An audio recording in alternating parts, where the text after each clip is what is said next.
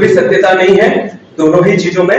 मैं आपको बताना चाहूंगा कि मैं काम तो कर ही रहा था, लेकिन जब नामांकन के बाद अगर कैंडिडेट काम करता है तो सबसे महत्वपूर्ण होता है उसका डेली शेड्यूल। आप मेरे प्लेटफॉर्म पे देखिएगा, मेरे जो सोशल मीडिया हैंडल्स हैं, आपको 1 या 2 दिन का ही सिर्फ मिलेगा। क्यों?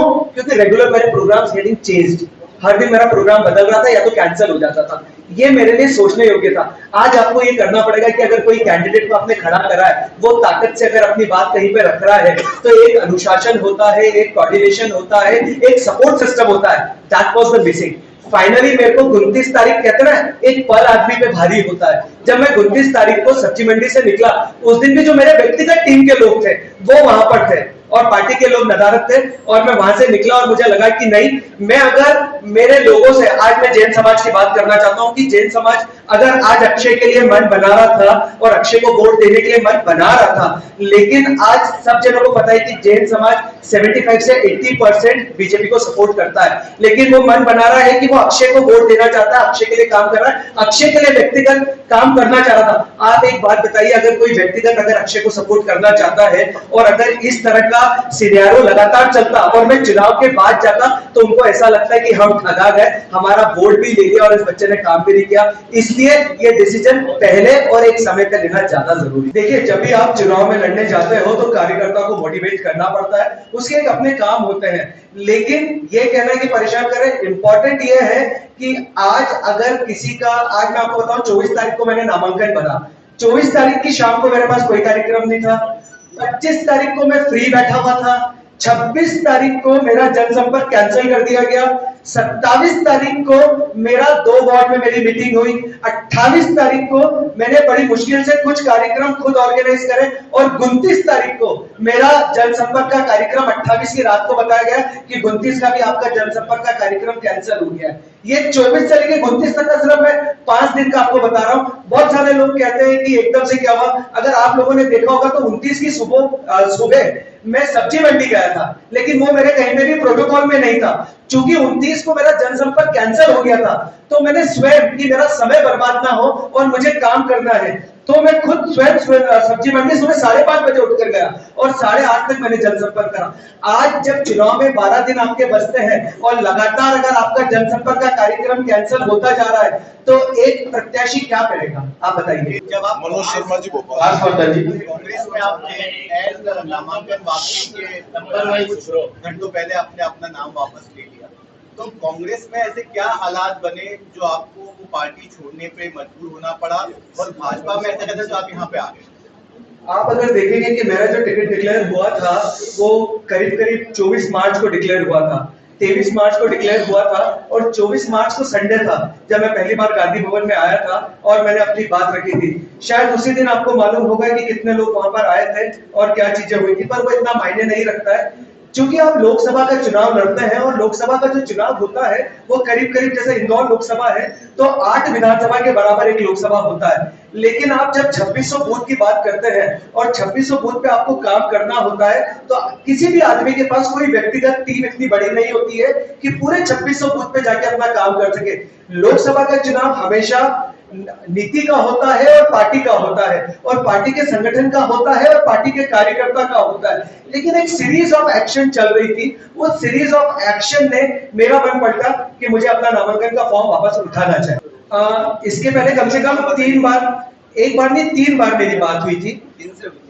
मैं प्रदेश अध्यक्ष जी का ही कहूंगा, मैंने प्रदेश अध्यक्ष जी को कहा, उन्होंने कहा भी आगे, मैं उसको नेदारत नहीं करूंगा, मैं स्वयं गया, उन्होंने आगे कहा इंपॉर्टेंट होता है चुनाव में अनुशासन को फॉलो करना। आज 25 तारीख को, आज मैंने 28 मार्च की बात बता रहा हूं, ये भी ऑन रिकॉर्ड है, आप चेक कर लीजिएगा। मैंने प्रदेश के शीर्ष नेतृत्व को और दिल्ली के शीर्ष नेतृत्व को लिखा कि मुझे इंदौर में किन किन लोगों की सभा चाहिए, उनमें से जिसकी एक की सभा चाहिए थी वो 25 तारीख को इंदौर में थे और वो इंदौर में 2 घंटे आज एयरपोर्ट पे बैठे रहे। उनकी उज्जैन में सभा हुई, उनकी धार में सभा हुई, लेकिन इंदौर में सभा नहीं हुई। इसका क्या कारण? आप पता कर लीजिएगा रिकॉर्ड पे, मैं किसी का नाम नहीं लेना चाहता हूं आपसे, पर आप पता करिएगा उसको। राजेंद्र जी के बाद में इन मुद्दों पे आप लगातार बीजेपी पर हमला कर रहे हैं, क्या अब ये आपके लिए मुद्दे हैं? ये चुनाव में अब आपके लिए मुद्दे रहेंगे? आपको एक चीज समझनी पड़ेगी, आज ये जो मुद्दे हैं इसको लड़ा कैसे जाना है, इसलिए मैंने अपनी बात करी नीति नेतृत्व और नेता बहुत इंपॉर्टेंट है।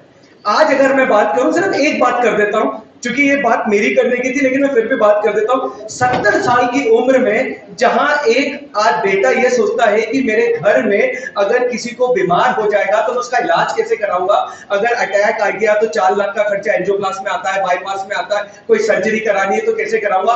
अगर आप देखेंगे 2024 का बीजेपी का मैनिफेस्टो, उसके अंदर हर बुजुर्ग के लिए जो 70 साल से ऊपर है, and I think Indore Lok Sabha में 1,25,613 जो फिगर मुझे बताया गया है, इतने बुजुर्ग 70 साल से ऊपर के हैं जिनको इस आयुष्मान योजना के अंदर लाया जा रहा है, जिसके बारे में परिवार को सोचने में बात करनी पड़ती है।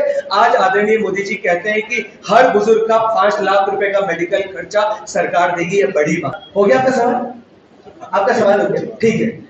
आप मुझे एक बात बताइए, डेफिनेशन ऑफ गद्दार होती क्या है, गद्दार होता क्या है और रणछोड़दास होता क्या है। आज मैंने रण छोड़ा, किसी ने मेरा फॉर्म ए या मेरा फॉर्म बी पढ़ा है? आप में से किसी भी पत्रकार बंधु ने पढ़ा है मेरा फॉर्म ए या फॉर्म बी? इलेक्शन रिजल्ट्स का, सिंबल्स का स्पेसिफिक पैराग्राफ है, पैराग्राफ नंबर 13, जिसका sub clause B, sub clause C और सब क्लॉज ई स्पेसिफिक कहता है कि कौन कैंडिडेट होगा। आप अगर 1 से 4 नंबर का कॉलम फॉर्म बी के अंदर देखेंगे, उसमें साफ लिखा है कि अक्षय बाब हमारा कैंडिडेट है, ऑफिशियल कैंडिडेट है। सब्जेक्ट टू कॉलम नंबर 5 से 7 में लिखा हुआ है, आप मेरा फॉर्म भी देखिएगा जाके, ऑन रिकॉर्ड पड़ा हुआ है, उसमें लिखा हुआ है कि अगर किसी कारणवश अक्षय का फॉर्म स्क्रूटिनी में कैंसल होता है, पहला पॉइंट। दूसरा पॉइंट, अगर अक्षय स्वयं अपना कैंडिडेचर या नामांकन वापस लेता है तो आदरणीय Modi ji Patel would be the official candidate of Congress party. ये स्पेसिफिक लिखा हुआ है, पहली बात। दूसरी बात, अगर मोदी भाई का अगर ये लिखा हुआ था स्पेसिफिक, पहली बार अविश्वास मेरे ऊपर हुआ, क्योंकि जब मैंने 4 नंबर विधानसभा से टिकट मांगा था, आज आप सब पत्रकार बंधु जानते हैं कि अगर मध्य प्रदेश में बीजेपी की अगर कुछ सबसे स्ट्रॉन्ग सीटें हैं, जिसमें विधानसभा 2 आती है, विधानसभा 4 आती है और भी ग्रामीणों की बहुत सारी आती है, अगर अक्षय बम 4 नंबर से टिकट मांग रहा था और अक्षय बम का टिकट नहीं हुआ और उसके बाद अक्षय बम के लोगों ने विरोध करा, आप एक बात बताइए, कोई हारने के लिए विरोध करता है क्या? कोई हारने के लिए विरोध करता है? पर मैंने संगठन खड़ा करा, मैंने वहां पे लोग खड़े करे और मैं एक लड़ाई लड़ना चाह रहा था। उसके बाद भी जब मैंने वहां पर बात करी कि जब राजा मनमानी जी का टिकट हुआ, सॉरी मैं एक स्पेसिफिक नाम ले रहा हूं, मेरी आदत नहीं है स्पेसिफिक नाम लेने की, लेकिन राजा मनमानी जी का टिकट हुआ और उस समय लग रहा था कि कहीं किसी कारणवश या लीगल फॉर्मेलिटी के चक्कर में इनका फॉर्म कैंसिल हो सकता है। तब मैंने हमारे शीर्ष नेतृत्व को रिक्वेस्ट किया था कि आप सब्स्टिट्यूशन में मेरा नाम डाल दीजिए, अगर एक का फॉर्म रिजेक्ट होता है तो कम से कम कांग्रेस का कैंडिडेट रहेगा और वो लड़ सकता है। लेकिन मेरी मेहनत करने के बाद भी वहां पे सब्स्टिट्यूशन में मेरा नाम नहीं डाला गया। लेकिन जब लोकसभा का चुनाव होता है और जब अक्षय बम पूरी ताकत से मैदान पकड़ता है, हर जगह जाके बात करता है, हर डिबेट में पार्टिसिपेट करता है और अपनी बात रखता है, उसके बाद सब्स्टिट्यूशन में किसी और का नाम होना कोई बात नहीं है। आपने सब्स्टिट्यूशन में नाम भी रख दिया, लेकिन ये तो फिर पार्टी के लोगों को देखना था कि मोदी भैया का फॉर्म 2 भरवाने थे, एक जो हमारी पार्टी है कांग्रेस पार्टी, उनसे उनका फॉर्म भरवाना था, अगर स्क्रूटिनी में मेरा अप्रूव हुआ तो उनका कैंसिल होता। लेकिन अगर वो इंडिपेंडेंट फॉर्म भरते और अक्षय ने अपना फॉर्म उठाया तो वो ऑफिशियल कैंडिडेट हो जाते। एक बात बताइए, मैंने 29 तारीख को फॉर्म कितनी बजे उठाया? मैंने 29 तारीख को फॉर्म कितनी बजे उठाया? लगभग 11 साढ़े 11 बजे। उसके बाद भी 3.5 से 4 घंटा था। अगर आपके पास आपका ऑफिशियल कैंडिडेट होता जिसका आप फॉर्म भरवाते और वो जो कि आपने ऑलरेडी फॉर्म बी के अंदर लिखा हुआ है, तो वो ऑफिशियल कैंडिडेट हो जाता। तो मैं रणछोड़दास और गद्दार कहां से हुआ? It's very good. मेरा टिकट 23 मार्च को हुआ, 24 मार्च को मैंने अपनी बात रखी और मैंने फॉर्म उठाया 29 तारीख को। It's a matter of 35 days. आप 35 दिन का अक्षय बम का शेड्यूल देख लीजिए, मोबाइल से गूगल लोकेशंस मालूम पड़ जाती है मैं कहां गया, कितना गया और कहां रहा हूं। रही बात 29 को, क्यों? मेरे दिल में एक सवाल था, क्या आज करूंगा? जब मैं इंदौर की लोकसभा पे लड़ना चाह रहा था, कितनी आम सभा एंडोर्स करी है, आज सब पत्रकार बंधु को पता है। और 6 दिन में मैंने कितनी लोकसभा जाके आम सभा एंडोर्स करी है आपके सामने। तो व्यक्ति की बात करना गलत है। हाँ, हीरो होते हैं, हीरो नीति से होते हैं, नेतृत्व से होते हैं और है। अगर आज देश में आदरणीय मोदी जी सबके हीरो है तो है, हमारे प्रदेश में आदरणीय कैलाश जी भाई साहब हीरो है, इंदौर में गौरव भाई साहब हमारे हीरो है, इसमें कोई हमको गलत नहीं है। विलेन आप मुझसे नाम निकालने की कोशिश करेंगे, मैं बताऊंगा नहीं, उसमें कोई मतलब नहीं है बात करने का। व्यक्तिगत मुझे दिक्कत व्यक्ति से नहीं है। आज लोकसभा का चुनाव 29 में भी आएगा, आज विधानसभा का भी चुनाव आएगा। इंपॉर्टेंट है सिस्टम चलाना, इंपॉर्टेंट है सिस्टम पे बात करना, इंपॉर्टेंट है अनुशासन पे बात करना। मुझे ऐसा लगता है कि जो ताई है वो इंदौर की नहीं देश की बहुत बड़ी नेता है, मैं उनकी बातों पे बात करूं इतनी बड़ी औकात नहीं। But what you need to understand is this कि नोटा होता क्या है। When you don't like any of the individual candidate, you put up a vote on the NOTA, आप नोटा पे लगा देते हो। लेकिन नोटा कहता क्या है, नोटा को अगर सबसे ज्यादा वोट मिल भी जाएंगे तो जो सेकंड हाईएस्ट कैंडिडेट होगा उसको विनर घोषित किया जाएगा। Is it right for the democracy? Is it right for the democracy? दूसरी चीज, आज नोटा की बात उठी क्यों? When you have the choice कि you can make a candidate of Moti Singh Patel as an official candidate, why you have not utilized that particular movement? आपने खुद पैरा पे अपना फॉर्म बी में लिख कर दिया है, उसके बाद आप उसको यूज नहीं कर रहे और उसका दोषारोपण अच्छे बम के ऊपर करें, ये तो सही है। बीजेपी नेता की सपोर्टर है कुलकर्णी नगर की एक लड़की, उन्होंने आपके खिलाफ शिकायत दर्ज कराई थी एफआईआर। और तीसरा एक मामला था धारा 360 का जो आपको इन चुनाव के समय 17 साल पुराने मामले में बढ़ाई गई, तो इन तीनों के कारण आपके ऊपर दबाव था, इसलिए आपने नाम वापस। चलिए मैं आपको बता देता हूँ।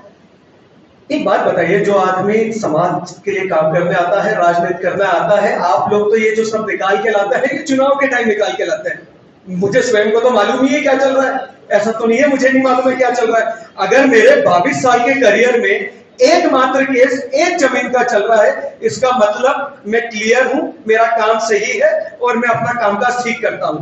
दूसरी चीज, जिस आदमी ने मेरे ऊपर केस लगाया मैं उनका नाम भी नहीं लेना चाहता हूं, आप जाके ऑफिशियल रिकॉर्ड खजराना थाने में और अदालत में पता कर सकते हैं, ये किसी से छुपा नहीं है, सब ऑन रिकॉर्ड है। तीसरी चीज, आपने 307 की बात करी, 307 का शायद आप लोगों ने ऑर्डर देखा नहीं होगा, उसके अंदर साफ लिखा हुआ है कि प्रथम दृष्टिया the prima facie it looks like to be कि 307 पे विवेचना होनी चाहिए। विवेचना का मतलब होता है कि इसमें डिस्कशन होना चाहिए, आर्गुमेंट होना चाहिए, उसके बाद 307 लगेगी या ना लगेगी ये डिसाइड होगा। तो वो 10 मई को है।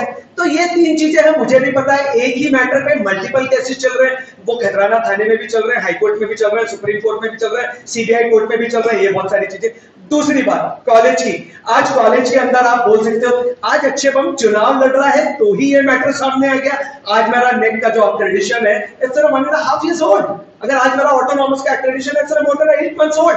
अगर बाकी किसी को प्रॉब्लम है, मैं कहना चाहता हूं कि जिन्होंने प्रॉब्लम करी है वो खुद मेरे सारे इंस्पेक्शन में थी, उनका वीडियो क्लिपिंग अवेलेबल है आज कॉलेज के अंदर। पर क्या है, ये एक व्यक्तिगत है, क्योंकि कॉलेज मेरा एक व्यक्तिगत संस्थान है और उसके लिए राजनीतिक दलों पे और प्लेटफॉर्मों पे बात करना सही नहीं। पर चूंकि आपने सवाल उठाया तो आज ये सिर्फ चुनाव के टाइम पे ये बात आई है, क्यों आई है, इसके अलावा तो कभी कोई बात नहीं है।